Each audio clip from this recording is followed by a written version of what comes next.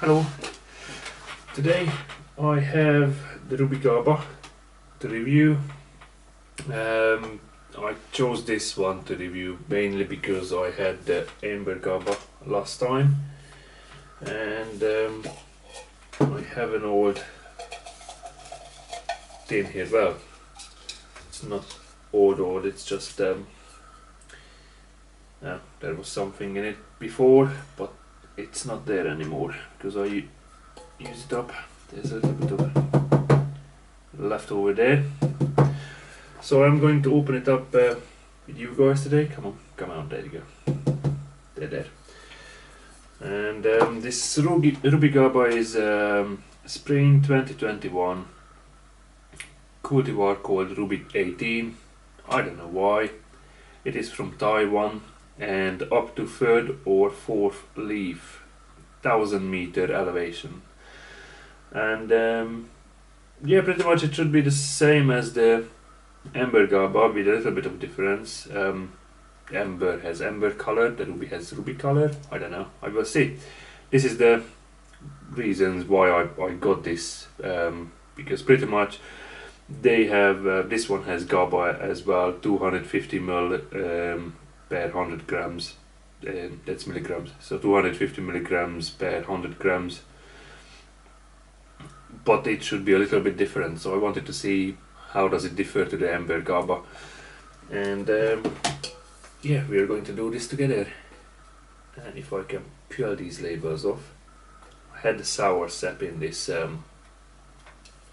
tin long time ago. It's easy, you just peel it off and you just pour it up, chuck it away. Rub off any residue because it will just not stick properly. The next label is just not going to stick properly. I really like these tins because when you put them together, when you stack them together, all these motifs and drawings just line up perfectly. Well, if you turn it around perfectly, that is. So it is really good, and you don't necessarily have to obviously have Mei Leaf teas in it. You can put whatever you want. You can just write on it with a marker pen or whatever, and then use it for another tin. It's just a really nice idea. But I think I have talked about this in a previous video. So let's open these up and let's get the very first impressions of this tea. That is, if I can undo this shrink wrap.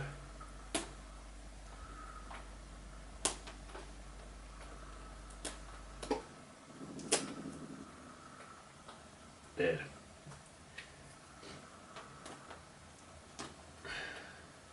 Getting there eventually.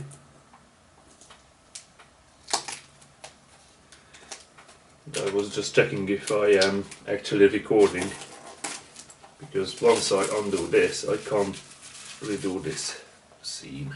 Right, so there it is in the box.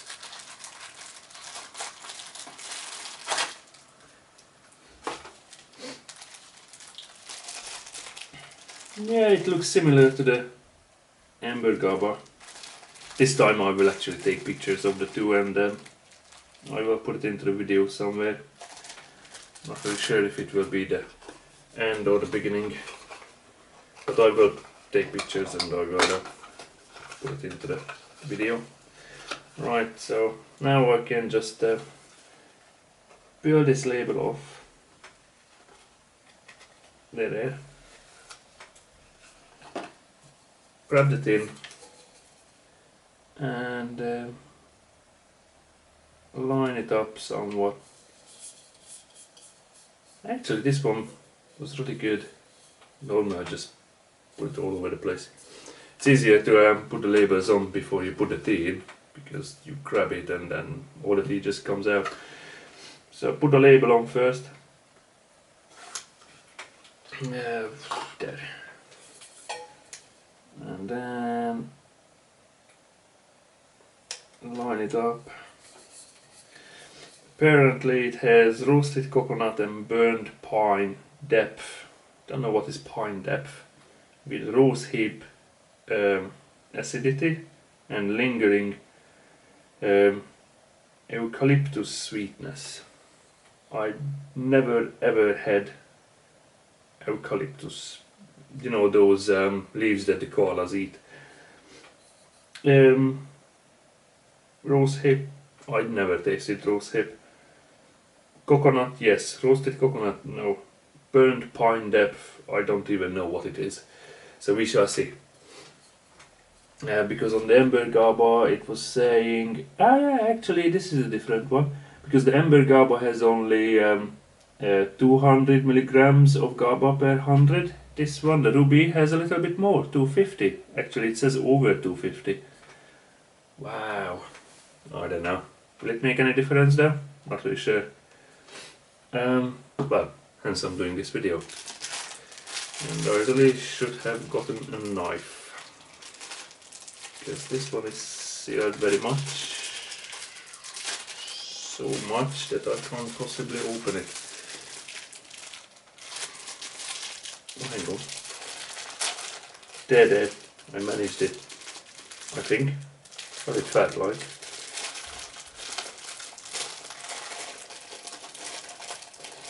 Oh, yes, you did. There.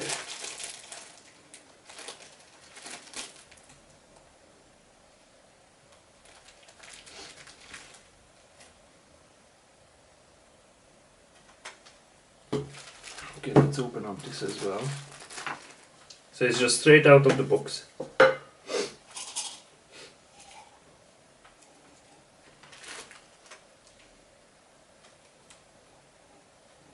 So, right, straight off the bat, Amber Gaba obviously is much more sweeter, as I established last time.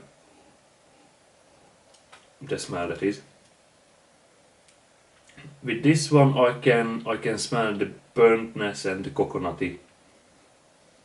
No, I'm not sure if I like it though. I'm more like a sweetness person. Right, so put this over there. Where did I get this from? I have no idea. Never mind.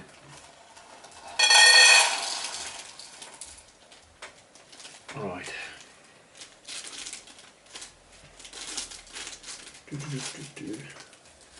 I think I say the word right way too often in my videos. Just noticed it on the other day. Okay, let's put it there. Let's take some out.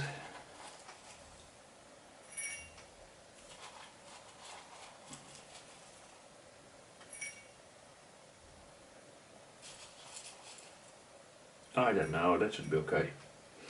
And let's get the oxygen absorbers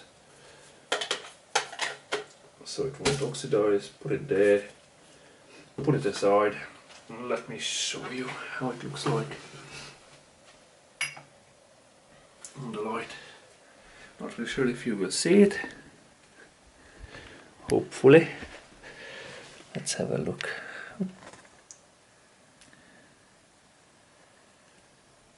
It's a little bit too bright, isn't it, for the camera? There. That's how they look like. But I will take a picture of it as well, so you will have a better view. Anyway, I think that should be perfectly enough amount. And I hope you will see me okay. Yeah. So that will be a perfectly fine amount, because obviously I put the water in and these tiny leaves are going to expand. Well, they are not actually tiny, obviously, as it says on the label, up to 4 leaves, and the 4th leaves are quite big.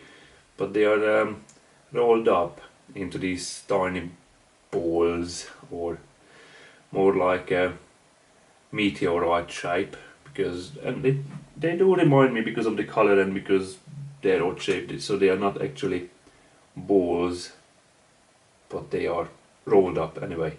Doesn't matter. As they get exposed to the water, obviously they dehydrate and they expand. And I think I mentioned it in my last video. If you put too much, it just too many leaves in, it expands so much, it just blocks up everything, and not all the leaves can open up, and pretty much you are just wasting leaves. Okay, so what I will do the usual, heat up everything, and yeah, and then I will be back. I heated everything up. Let's put this. I have an incoming message. Let's put these tea leaves in.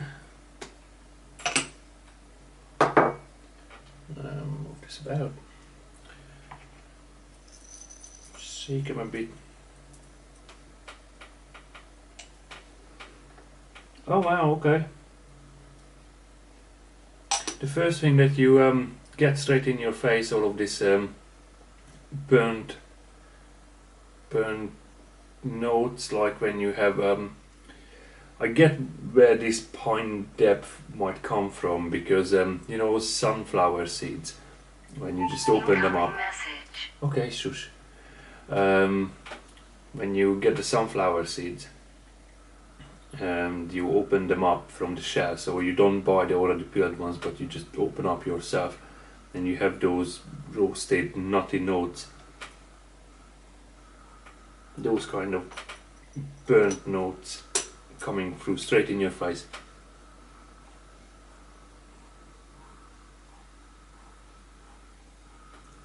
Kind of get the smell of the pine as well, but this is bizarre.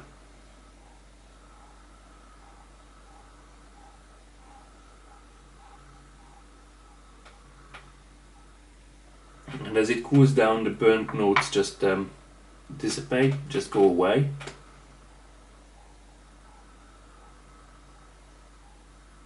And you have this like the shell of the coconut, you know, that brown fibery smell with a little bit of pine.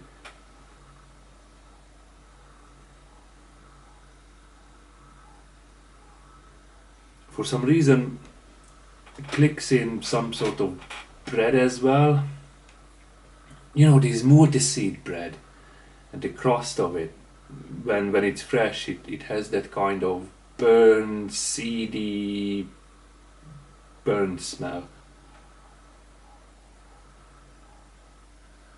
It is bizarre. Never had anything like this. This is strange. I do like the diversity of my teas,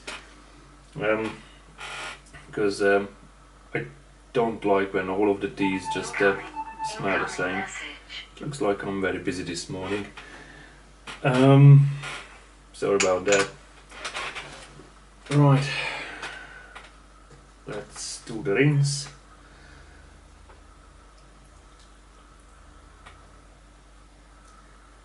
I don't like the pour of this pot, to be honest with you, but this is my first pot. It's cheapo pot, and I mainly use it for white tea and oolong. Right, that leaves, smell them.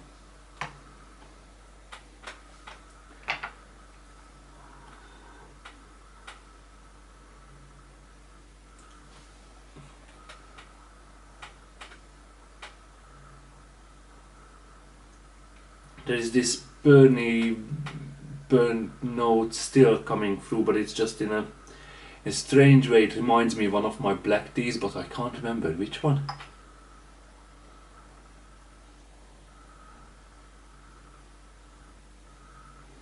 It really has some sort of wood, burnt wood, charred wood note to it. And there was one tea, I can't remember which one it was. But it also had a certain amount of chocolatey cherry note to that. I can't remember which one was the tea, but I can remember the day when I was trying that tea, and I was blown away by it. That reminds me of that, but just with the wood. Might as well put the phone on silent.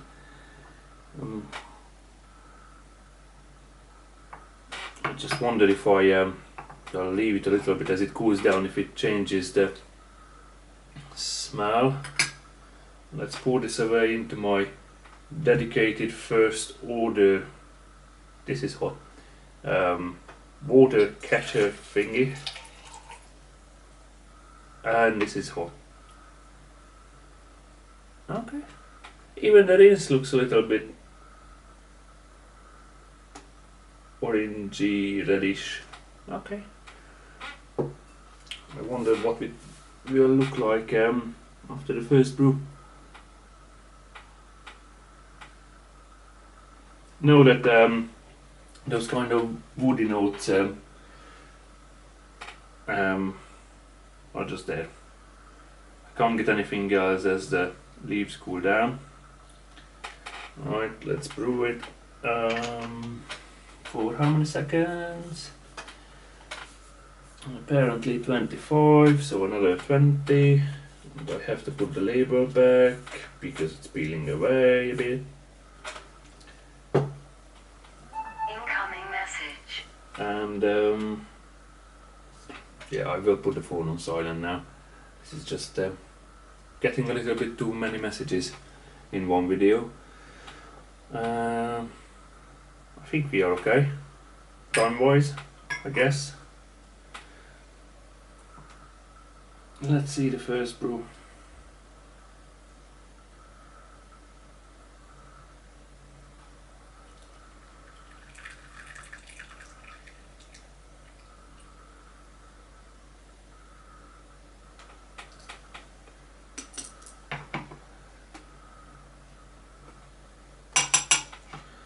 One leaf got stuck there, just underneath.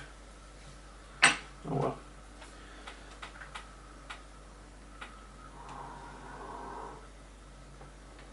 So the leaves don't open up very quickly. They are still mainly rolled up, but they just opened up just halfway. I can only get these charred wood notes. Nothing else really. Can I put it on top of this?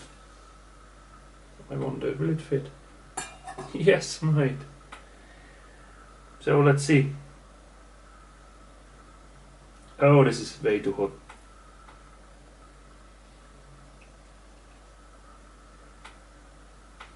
Okay. Let's see the color. So if I put it there, I would say a little bit orangey, yellow. The first brew with a little bit of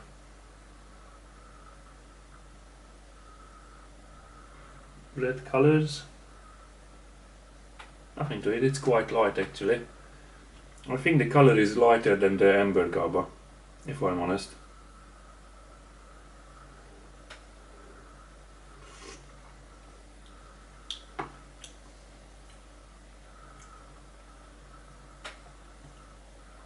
Okay, so first, it was really hot. Okay, and second, most importantly, I was expecting to get maybe let's just put it here somewhere, so it's not going to melt the tabletop. Anyway, so I was expecting to get this burnt wood straight in your face because of the smell, but that's not the case. You have other things coming through as well, but I just barely dipped my tongue in it.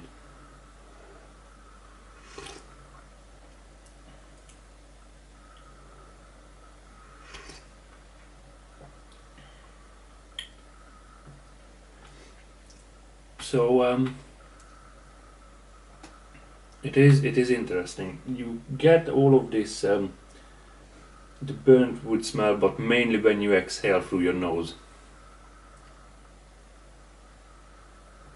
But right next to it you have some sort of freshness, but not in a way that it's fresh, but in a way that it balances out the burnt wood notes.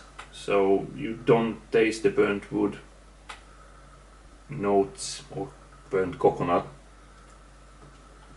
burnt wood, because it balances it out. Let me try to make this a little bit colder.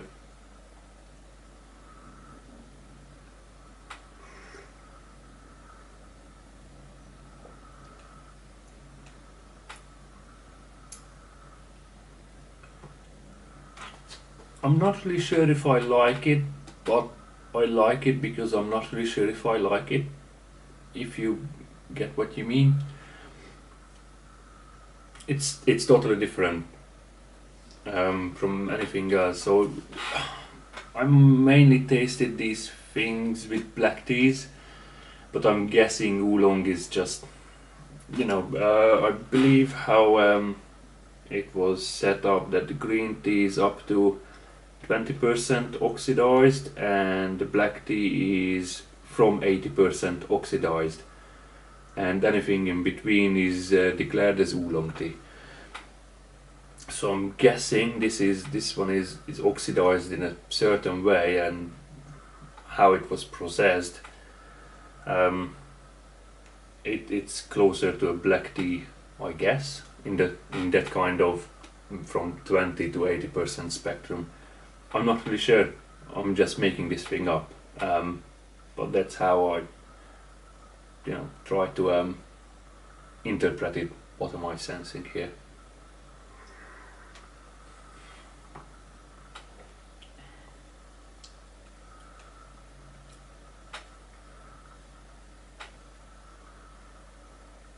Okay, as it cooled down a little bit, obviously I have to drink a bit more.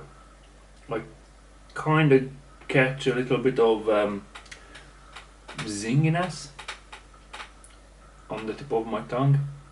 Not too sure why at this moment. Look, I'm really unsure about this tea. Let me actually have a couple of brews and I will come back to you.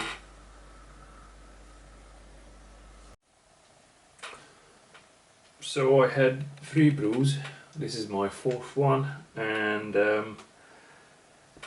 yeah, I'm just overbrewing it a little bit to see how does it affect it. Mind you, I don't like overbrewing in this pot because this is not the best for it, if I'm honest. But still, just slightly overbrewing it. And ow. That had a nice tone to it. So let's see, 4th brew. Haven't even checked how many times you can brew this tea, to be honest with you. But it says, wow, 12 times. 12 times! It's a bargain. I mean, if you can brew a tea more and more, then pretty much you can calculate how much does one brew costs you, and 12 times it's a bargain. The Amber one is only 9 times, and at around the 7th, 8th times it starts to fade away. So yeah, well, this is quite a good tea if I can brew it 12 times. Anyway, so what I found was that I felt that the texture is around medium-ish, not too thick.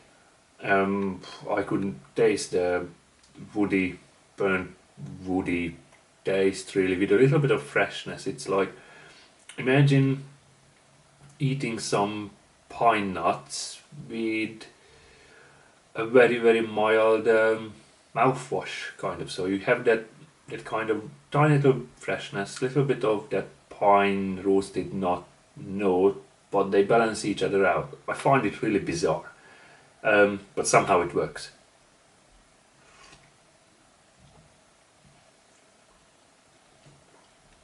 So it's not my favorite taste. I more prefer the chocolatey, cherry, sweety notes, or these liquory notes like rum. So this is not going to be my favorite, best tasting tea, in my opinion. But because of this bizarre weirdness, like this freshness, but there's this nutty burnt wood. No, I can't get coconut, right? So these two really different ones. One is really earthy, the other one is really the other side of the spectrum when it's fresh, and but they just work together, so they balance each other out, and it becomes so none of the tastes will be in your face. It will be just slightly there, not too much. And it's just balancing each other out. It's really bizarre in my opinion.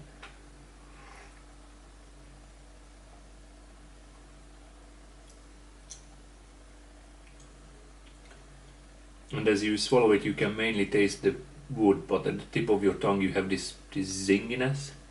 It's bizarre.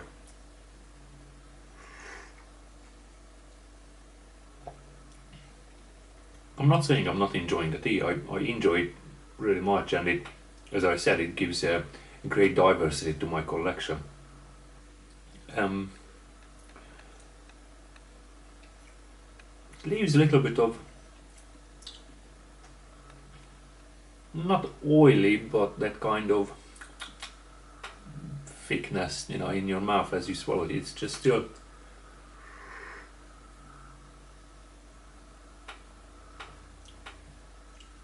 It's just there, and then it just disappears.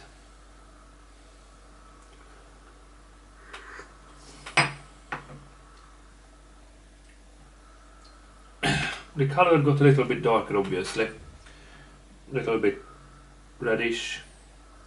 Yeah, I mean, against a purple towel and wood tray, yeah, it looks ruby red. But against something white, it's more on the yellow side, more on the orange side.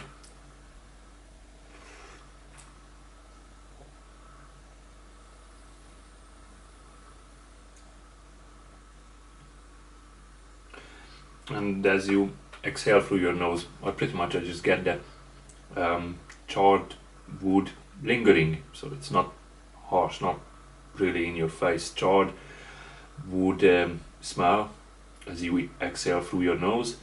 That's what I'm getting, and nothing else really.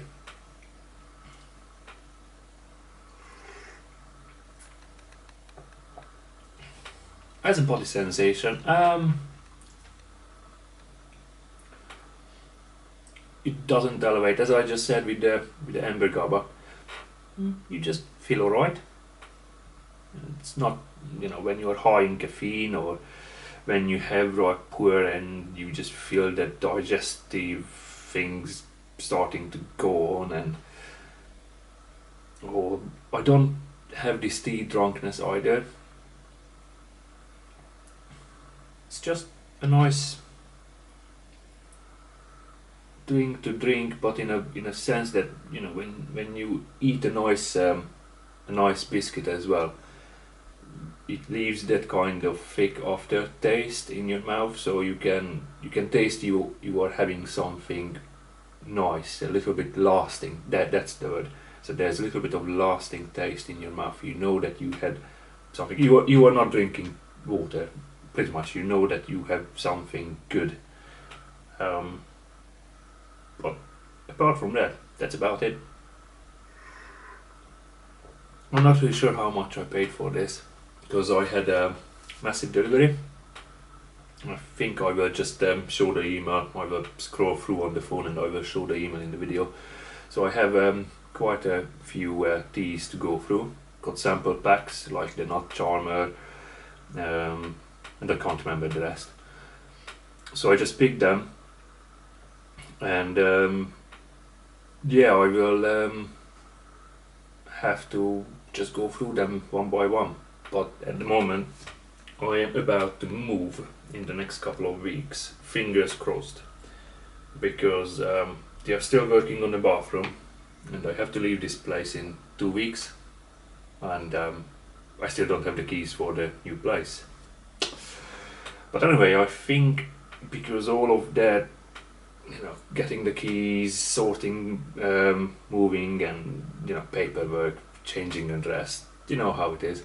So doing all of that will pretty much occupy me. So I don't think I will make another video until probably mid-November, most probably. If I can do one earlier, then yeah, I will squeeze it in. But as I said, most probably it will be mid-November-ish when I will make another one. I mean, I got quite a few teas, I don't know, maybe 8 or 9 teas to go through, taste them. So that will occupy me until springtime, pretty much. Create the videos, and then I think I will take a break after I went through them. Mainly because if you just have so much tea to drink, you don't just want to store it, you want to go through it, and then when the stock level goes down, I will just order another batch of samples, and just taste them as well. Obviously, once I went through all of these taste testing, my aim with this really is to get possibly a cake, a tea cake. So this is why I got some puers, dry puers and cakes, because I just want to select just one that I can just keep, or I might just order something else, or I might want to order anything after I tasted all of them, because I might not like them, I don't know. With the Ruby Gaba,